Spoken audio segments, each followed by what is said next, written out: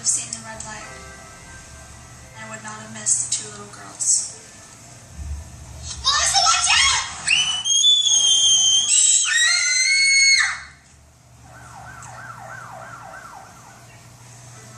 I killed 2 little girls. I changed 3 families that day. Families of those 2 girls and my own family. 2 little girls who now will never grow up. I wish it were me who died. This is my story. Don't let it be yours. Please, don't text and drive.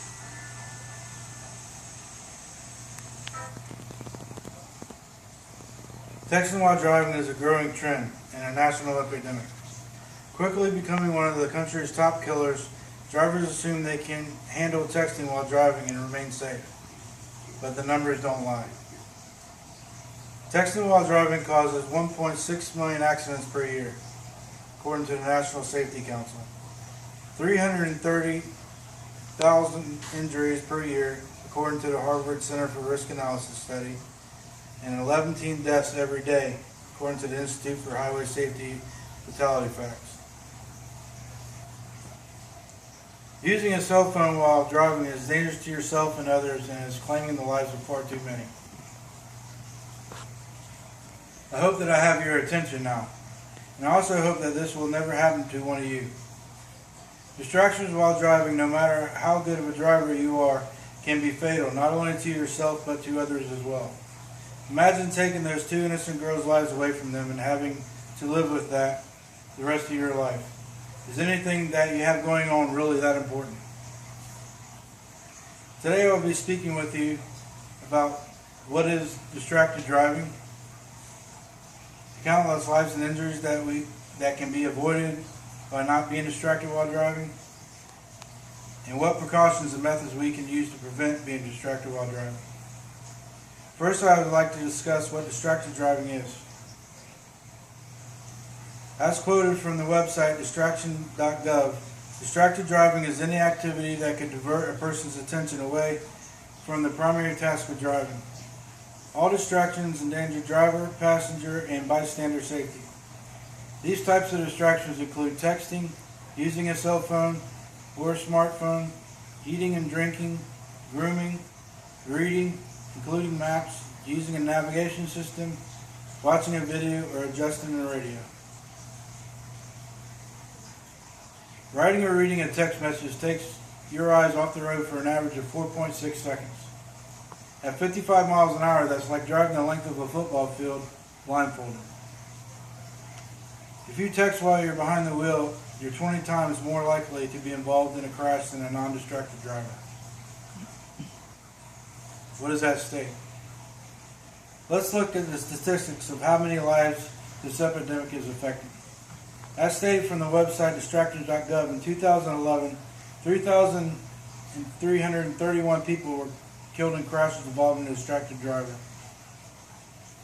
An additional 387,000 people were injured in motor vehicle accidents involving a distracted driver.